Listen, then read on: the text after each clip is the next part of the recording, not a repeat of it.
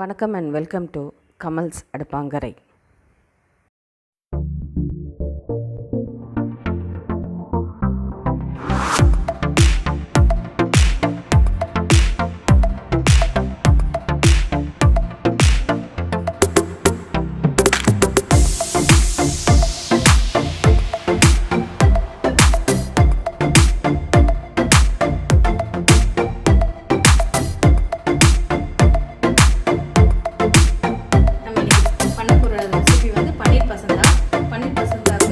தேவையான அளவுக்கு பன்னீர் எடுத்திருக்கேன். பன்னீர் வந்து இது ஹோம்மேட் பன்னீர். ஒரு 1.5 லிட்டர் பால் எடுத்து திரிச்சு பன்னீராக திரிச்சு எடுத்து வச்சுருக்கேன். இது ஹவு டு மேக் ஹோம்மேட் பன்னீர்ன்ற ஒரு ரெசிபியும் ஆட் பண்ணியிருக்கேன். அது வேணால் உங்களுக்கு டிஸ்கிரிப்ஷன் பாக்ஸில் கொடுக்குறேன். அதையும் நீங்கள் செக் பண்ணிக்கோங்க ஹோம்மேடாக பன்னீர் பண்ணுறதுக்கு.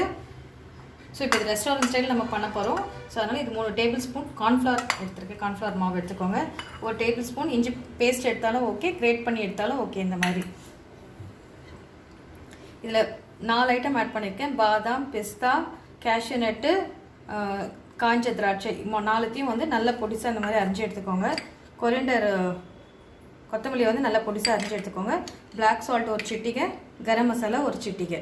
இது மட்டும் பன்னீர் பசந்தாவோட ஸ்டஃபிங்க்கு தேவையான ஐட்டம்ஸ் இது. இப்போ கிரேவி செய்யறதுக்கு என்னென்ன ஐட்டம் தேவைன்னு பார்த்துடலாம். ஒரு 4 தக்காளி எடுத்து நல்லா பொடிசாக அரிஞ்சு எடுத்து வச்சுருக்கேன். ஒரு 4 பச்சை மிளகா பொடிசாக அரிஞ்சு எடுத்து வச்சுருக்கேன்.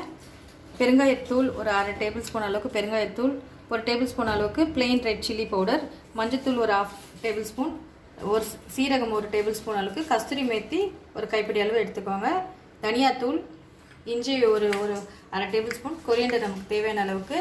இதுக்கு தேவைன்னா ஃப்ரெஷ் க்ரீமும் ஆட் பண்ணிக்கலாம். நான் பாலை வந்து நல்லா சுண்டை காய வச்சு எடுத்து வச்சுருக்கேன். ஒரு 2 மணி நேரமாக ஊற வச்ச 1 டேபிள் ஸ்பூன் அளவுக்கு கசகசாவும் 5லேருந்து ஒரு 6 கேஷ்யூநட்டும் நான் தண்ணியில் போட்டு சுடு தண்ணியில் போட்டு ஊற வச்சுருக்கேன். இது பேஸ்ட் பண்ணுறதுக்கு இதை எடுத்துக்கலாம். நம்ம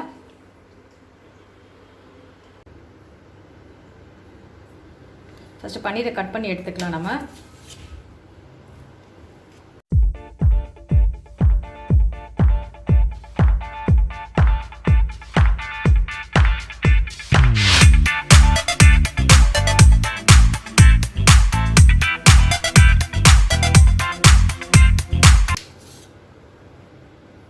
இப்போ இதில் இந்த சைடு கட் ஆகாமல் நம்ம திக்காக இப்படி வச்சு ஸ்டஃபிங் பண்ணுற மாதிரி ஒரு கேப் மட்டும் விடணும். இங்கே பாருங்கள், ஸ்டஃபிங் பண்ணுறதுக்கு கேப் விடணும். ஆனால் உள்ளே வந்து நமக்கு கட் ஆகாமல் இருக்கணும் பீஸு. இந்த மாதிரி சைட்ஸ்லாம் கட் பண்ணி எடுத்துக்கோங்க. கொஞ்சம் கேப் மட்டும் அது ஃபில்லிங் ஆகிற அளவுக்கு கேப் இருந்தால் மட்டும் போதும். ப்ளஸ் இந்த சைடு வந்து ஜாயிண்ட்டாக இருக்கணும். இப்போ எந்த ஷேப்பில் வேணுமோ அந்த ஷேப்பில் நீங்கள் கட் பண்ணி எடுத்துக்கலாம். நான் 2 ட்ரையாங்கிள் 2 ஸ்கொயரும் போடுறேன். ஸ்கொயருக்கும் காமிச்சிடுறேன். ஸ்கொயருக்கு வரும்போது 3 சைட்ஸும் வந்து நம்ம கட் பண்ண மாதிரி ஸ்டஃபிங் எடுத்துக்கணும். இந்த மாதிரி இந்த சைடு கட் ஆகக்கூடாது, இந்த சைடு மட்டும் கேப் இருக்கணும்.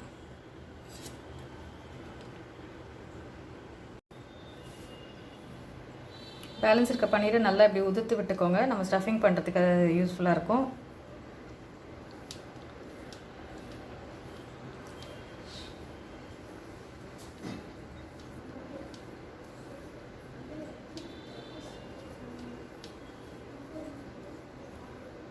நல்லா சாஃப்டன் பண்ணிக்கோங்க. இது கட்டி இல்லாமல் ஏதாவது சைட்ஸ்லலாம்.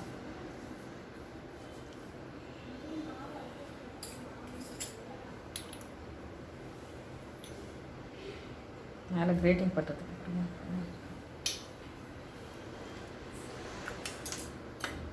இப்போ இஞ்சி நம்ம ஆட் பண்ணிக்கோங்க. கொத்தமல்லி நம்ம எடுத்து வச்சுக்க எல்லா நட்ஸையும் இதில் ஆட் பண்ணிவிடுங்க. ஒரு சிட்டிகை அளவுக்கு பிளாக் சால்ட்டு, ஒரு சிட்டிகை கரம் மசாலா, இதுக்கு தேவையான அளவுக்கு உப்பு. ஸோ இப்போ இது நல்லா இதை மிக்ஸ் பண்ணி விட்டுடுங்க.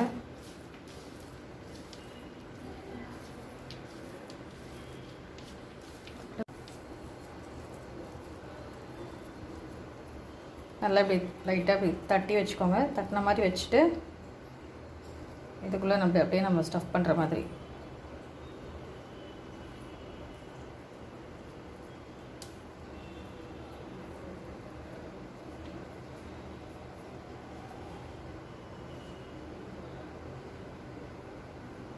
ஸோ இதே மாதிரி லைட்டாக இப்படி ப்ரெஸ் பண்ணிக்கோங்க.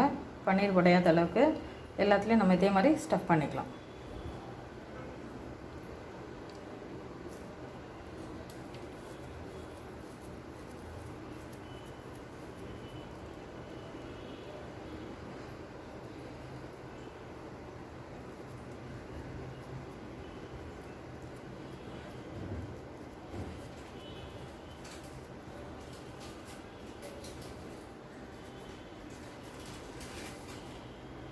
ஸோ இந்த மாதிரி எல்லாத்துலையும் ஸ்டஃப் பண்ணி எடுத்துக்கோங்க.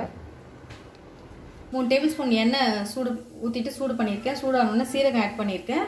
சீரகம் ஆட் பண்ணோடனே கஸ்தூரி மெத்தி ஆட் பண்ணிக்கோங்க. அது கூடவே நம்ம துருவி வச்சுருக்க இஞ்சி எடுத்துக்கோங்க. இது எண்ணெயில் போட்டு ஒன்றா போட்டு எடுத்துக்கலாம்.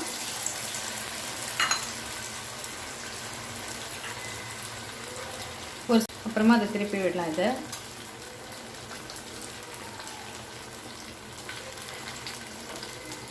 டீப் ஃப்ரை வேணாலும் பண்ணிக்கலாம். நம்ம ஷாலோ ஃப்ரை பண்ணுறதுனாலும் ஷாலோ ஃப்ரையும் பண்ணிக்கலாம். ஸோ எல்லா சைடும் இப்படி நல்லா கோட்டிங் ஆகிற மாதிரி பார்த்துக்கோங்க.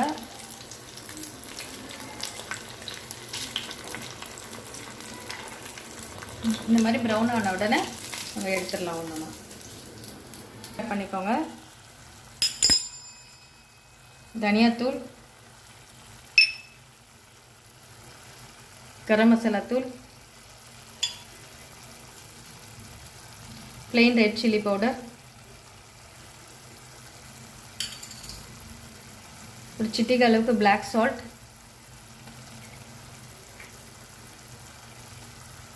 பெருங்காயத்தூள்,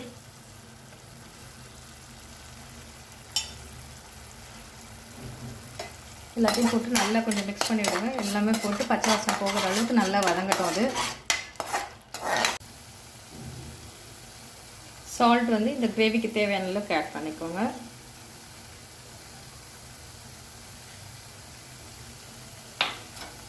இப்போ நம்ம அரைச்சி எடுத்து வச்சுருக்க கசகசா cashewnut பேஸ்ட் இதில் ஆட் பண்ணிடலாம்.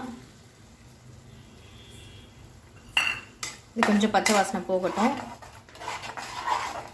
கொஞ்சம் இது ஐலே வச்சுக்கலாம். ஐலே வச்சிங்கன்னா கொஞ்சம் கலரி விடுங்க.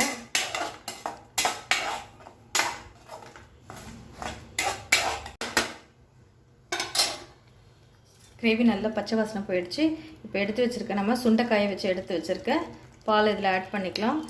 இந்த ஸ்டேஜில் வந்து உங்களுக்கு ஃப்ரெஷ் க்ரீம் வேணாலும் ஃப்ரெஷ் க்ரீமும் ஆட் பண்ணிக்கலாம். நான் இன்றைக்கி பாலே போதுனால பால் ஆட் பண்ணியிருக்கேன்.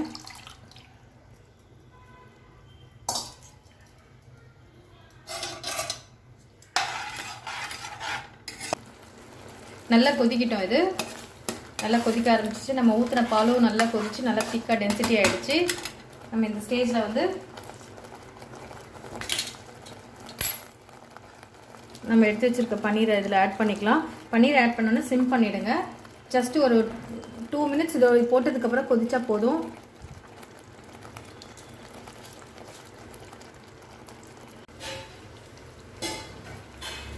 இப்போ நம்ம எல்லா பன்னீர் பசந்தாவும் அதில் ஆட் பண்ணியாச்சு. அதை ஆட் பண்ண பிறகு ஒரு 1 or 2 மினிட்ஸ் இது கொதிக்கட்டும். எல்லா பக்கமும் திருப்பி விடுங்க. இது இந்த கிரேவி மட்டும் பண்ணி வச்சுட்டு கூட எப்போ நம்ம சாப்பிட போகிறோமோ அதுக்கு முன்னாடி ஒரு 2 மினிட்ஸ் இதை ரெடி பண்ணி இதை கொடுத்துடலாம். இது வித்தியாசமான சுவையோடு இருக்கும். நம்ம எப்போவுமே பன்னீர்னா பன்னீர் பட்டர் மசாலா தான் அப்படி பண்ணியிருப்போம், இல்லை பன்னீர் 65 பண்ணியிருப்போம். இந்த மாதிரி ரெஸ்டாரண்ட் ஸ்டைல் பன்னீர் பசந்தா ஒரு வாட்டி செஞ்சு பாருங்கள். இனிமேல் இது வந்து உங்கள் ஃபேவரட் ரெசிபியாக மாறிடும். ஸோ இது 2 பக்கம் இது இப்படி திருப்பி விட்டுருங்க. எல்லாத்தையும் இந்த கிரேவி வந்து எல்லாத்துலேயும் கோட் ஆகிற மாதிரி. நம்மளோட பன்னீர் பசந்தா கறி ரெடி ஆகிடுச்சு. மேலே வந்து டாப்பிங்க்கு வந்து கொரியண்டர் போட்டுடலாம். கொரியண்டர் வாசனையோடு நல்லாவே இருக்கும் இந்த டேஸ்ட்டு.